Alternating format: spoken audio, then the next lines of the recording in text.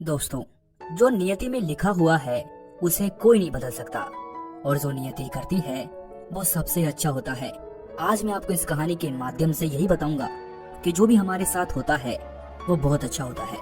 बस हमें उसे समझने की जरूरत होती है, चिंता बिल्कुल नहीं करनी होती है। प्राचीन समय की बात है, एक बार मृत्यु के देवता यमराज ने अपने एक दूत को धरती पर किसी के प्राण हरने के लिए भेजा, क्योंकि धरती पर एक स्त्री मर गई थी और उसी की आत्मा को लाना था। यमराज की आज्ञा पाकर वो दूत उस स्त्री के घर पहुंच जाता है, लेकिन जब वो देवदूत वहां पर पहुंचता है तो वो वहां का नजारा देखकर हर्षचकित रह जाता है।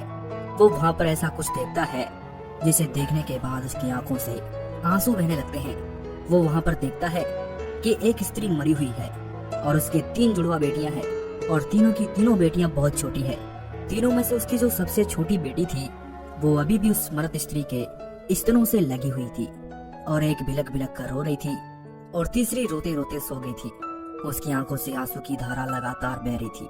उनके परिवार में उनकी माँ के अलावा उनका कोई नहीं था, क्योंकि उसके पिताजी जो थे वो पहले ही मर चुके थे और अब उनकी माँ भी मर चुकी थी। ये सब देखकर उस देवदूत को ये समझ नहीं आया कि अब वो क्या करे। अगर वो स्त्री के प्राण हरकर ले जाए तो इन नन्ही बच्चियों का ध्यान कौन रखेगा, और अगर वो नहीं लेकर जाएगा तो यमराज उसे दंड देगा। लेकिन उससे उन बच्चों का दुख नहीं देखा गया, इसीलिए वो स्त्री के प्राणों को बिना लिए ही खाली हाथ यमराज के पास पहुंच जाता है। और वहां पहुंचकर उसने यमराज को बोला कि मैं उस स्त्री की आत्मा को लेकर नहीं आ सका, आप मुझे क्षमा कीजिए। उस देवदूत की बात सुनकर यमराज को बहुत ज्यादा क्रोध आया। जब यमराज को क्रोध आया तो देवदूत ने उससे कहा कि महाराज, शायद आपको वहाँ की स्थिति का पता नहीं है। अगर आप मेरी जगह होते तो शायद आप भी यही करते। उस स्त्री के 3 छोटी छोटी जुड़वा बेटियां हैं, और वो तीनों ही बिलक बिलक कर रो रही थी, और उनमें से एक बच्ची तो अभी भी उस स्त्री के स्तनों से चिपकी हुई थी। आप ही बताइए महाराज, मैं ऐसी स्थिति में उस स्त्री के प्राणों को कैसे लेकर आता, और तो और उनके परिवार में उन्हें संभालने के लिए उनकी माँ के अलावा कोई भी नहीं है। उन बच्चियों की इसी दुर्दशा को देखकर मेरा तो मन ही पिघल गया। आखिर मैं उसके प्राण कैसे लेके आता महाराज? वो बच्चियां अनाथ हो जाएगी, उनकी देखभाल कौन करेगा महाराज? क्या ऐसा नहीं हो सकता कि हम उस स्त्री को थोड़ा वक्त और दे दें, जिनसे उन बच्चों का पालन पोषण हो जाए और वो अनाथ होने से बच जाए? ये सुनकर यमराज को बहुत हंसी आई और वो जोर जोर से हंसने लगा, और देवदूत से बोला कि तुम ज्यादा समझदार हो गए हो, शायद लगता है तुम उस परमात्मा से भी बड़े हो जिसकी मर्जी से जीवन मिलता है और जिसकी मर्जी से मृत्यु मिलती है। अच्छा चलो, तुम मुझे ये बताओ कि तुम क्या मुझे ये आश्वासन दे सकते हो कि अगर मैं उस स्त्री के प्राणों को छोड़ दूं तो क्या उसके सारे दुख समाप्त हो जाएंगे? ये सुनकर वो देवदूत बोला कि हाँ महाराज, जब आप उस स्त्री के प्राणों को छोड़ देंगे तो वो जीवित हो जाएगी और उन बच्चियों का अच्छे से लालन पोषण करेगी, फिर उनकी जिंदगी में कभी भी दुख नहीं आएंगे। ये सुनकर यमराज फिर से हंसने लगे और देवदूत से कहते हैं कि तुमने उस स्त्री के प्राणों को लाकर बहुत बड़ा पाप किया है, और इसकी सजा तुम्हें अवश्य मिलेगी। और तुम्हारी सजा ये है कि तुम पृथ्वी पर फेंक दिए जाओगे, और तब तक वापस नहीं आओगे जब तक तुम अपनी मूर्खता पर 3 बार नहीं हंसोगे। यमराज की ये बात सुनकर देवदूत बड़ा हर्षचकित हो गया और कहता है कि भला मैंने कौन सा पाप कर दिया? मैंने तो सिर्फ उन बच्चियों की भलाई देखी है, इसमें कोई पाप नहीं है। फिर देवदूत यमराज की बात को स्वीकार कर लेता है और वो खुश भी हो जाता है, क्योंकि उसे अपने आप पर पूरा भरोसा था कि वो सही है और उसने कोई मूर्खता नहीं की है। फिर वो 3 बार अपनी मूर्खता पर क्यों ही हंसेगा, और जब उसने कोई गलती की नहीं है तो फिर वो अपनी मूर्खता पर हंसेगा क्यों? इसके बाद में यमराज उस देवदूत को धरती पर फेंक देते हैं। उस समय कड़ाके की ठंड पड़ रही थी, ऐसी सर्दी थी कि हाल बेहाल हो जाए। यमराज उस देवदूत को नंग धड़ंग ऐसे धरती पर फेंक देते हैं, उसके शरीर पर एक भी कपड़ा नहीं रहता है। धरती पर देवदूत एक सड़क के किनारे नग्न अवस्था में पड़ा था। फिर उसी समय एक मोची वहाँ से गुजरा। वो कुछ पैसों की व्यवस्था करके ठंड के मौसम में अपने बच्चों के लिए गर्म कपड़े और कंबल लेने के लिए बाजार में जा रहा था। तभी रास्ते में उसने देखा कि एक नग्न व्यक्ति ठंड से ठिठुर रहा है, तो उसे उस व्यक्ति पर दया आ गई और उसने अपने बच्चों के लिए गर्म कपड़े व कंबल लेने की बजाय उस नग्न देवदूत के लिए कपड़े व कंबल खरीद लिए। कपड़े और कंबल खरीद कर वो मोची उस नग्न देवदूत के पास पहुंचा, और उस मोची ने उस देवदूत से कहा कि ये कपड़े और कंबल लो, इन कपड़ों को पहन लो और कंबल को ओढ़ लो, नहीं तो तुम्हारा ठंड में हाल बेहाल हो जाएगा। उस मोची की ये बात सुनकर देवदूत उससे कहता है कि भाई, मेरा कोई घर परिवार नहीं है और न ही मेरी कोई रहने की व्यवस्था है, इस भयानक ठंड में मैं क्या ही करूंगा? ये सुनकर मोची ने उस देवदूत से कहा कि भाई तुम चिंता मत करो, तुम मेरे साथ मेरे घर पर रह सकते हो, लेकिन मेरी एक बात हमेशा ध्यान रखना, मैं अपने बच्चों और पत्नी के कपड़ों के लिए जो पैसे लाया था उससे मैंने तुम्हारे लिए कंबल और कपड़े खरीद लिए हैं और अब मैं तुम्हें घर पर भी लेकर जा रहा हूँ। इसीलिए मेरी पत्नी ये सब देखकर बहुत ही गुस्सा करेगी और शायद भला बुरा भी कहेगी, लेकिन तुम परेशान मत होना, कुछ दिनों में सब ठीक हो जाएगा। फिर वो मोची उस देवदूत को लेकर अपने घर पहुंच जाता है। लेकिन एक बात देखने योग्य है कि ना तो मोची को यह पता था कि वो जिसको अपने घर लेकर आया है वो एक देवदूत है, और न ही मोची की पत्नी को पता था कि उनके घर पर जो आया है वो देवदूत है, और उस देवदूत को आते ही उनके घर में खुशियों की बाढ़ आ जाएगी।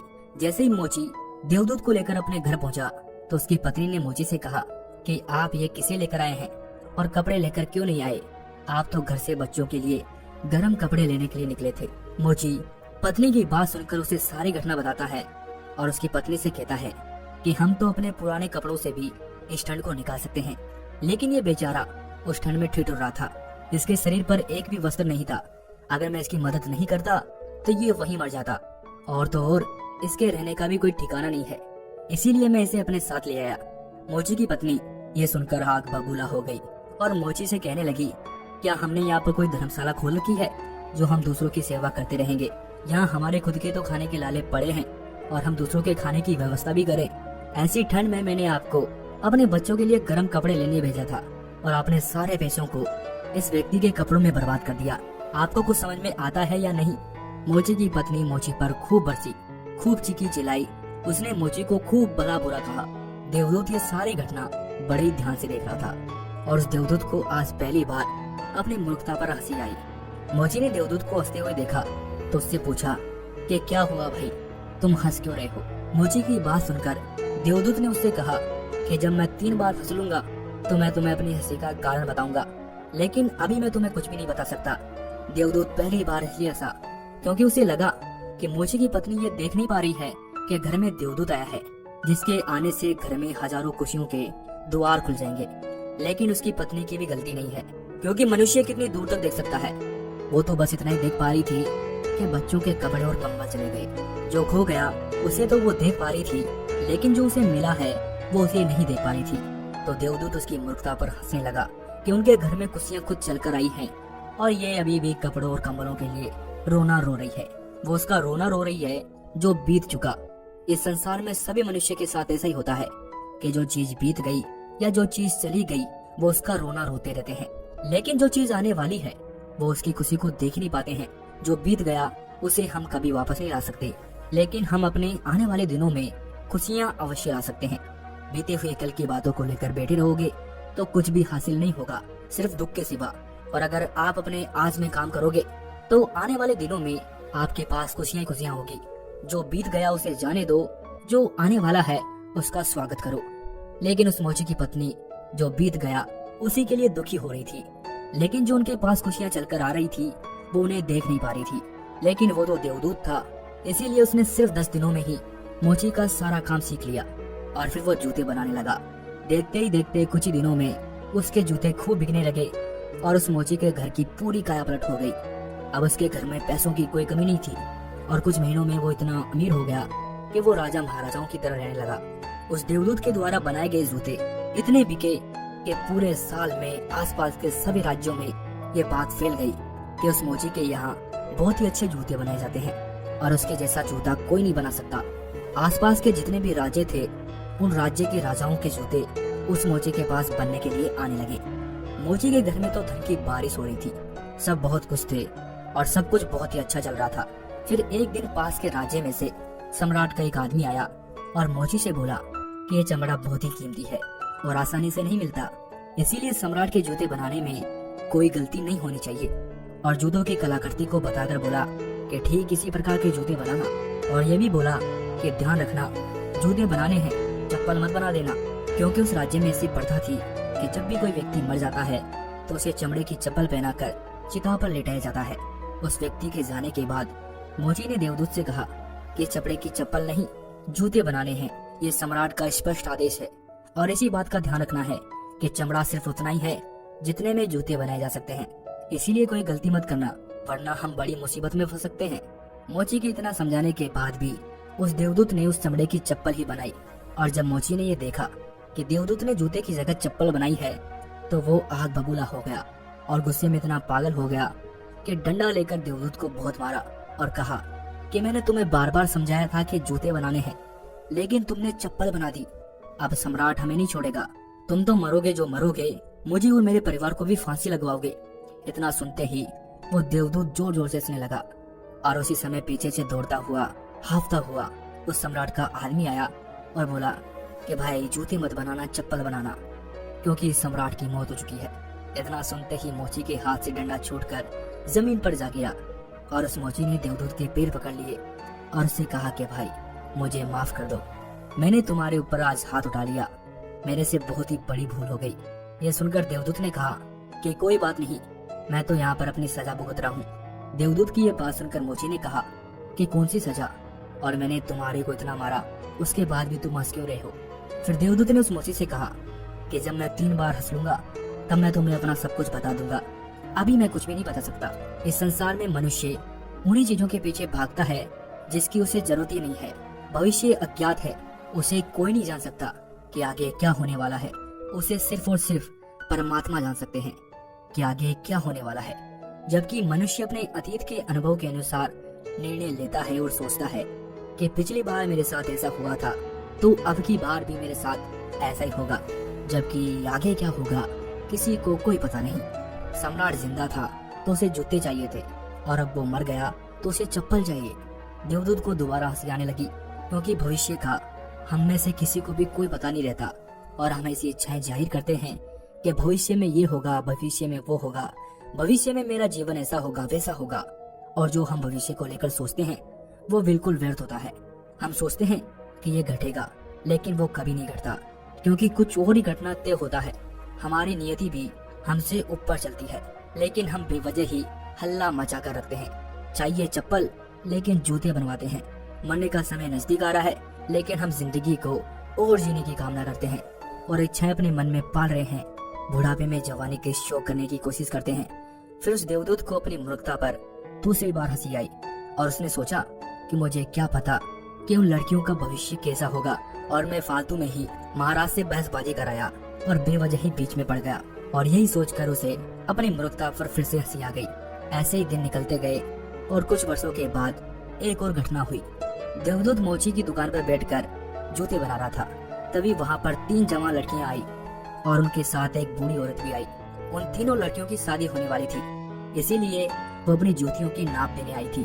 जब देवदूत ने उन तीनों लड़कियों को आता देखा तो वो उन्हें देखकर ही पहचान गया कि ये तो वही लड़कियां हैं जिन्हें वो मर्द माँ के पास छोड़कर आया था, और इन्हीं के कारण वो आज इस संसार में सजा भुगत रहा है। जब देवदूत ने उन लड़कियों की हालत देखी तो उनकी हालत देखकर लगा कि ये तो किसी बड़े घराने की लड़कियां हैं, और वो तीनों लड़कियां बहुत ही सुंदर लग रही थी। फिर देवदूत ने उन लड़कियों से पूछा कि तुम्हारे साथ ये बूढ़ी औरत कौन है।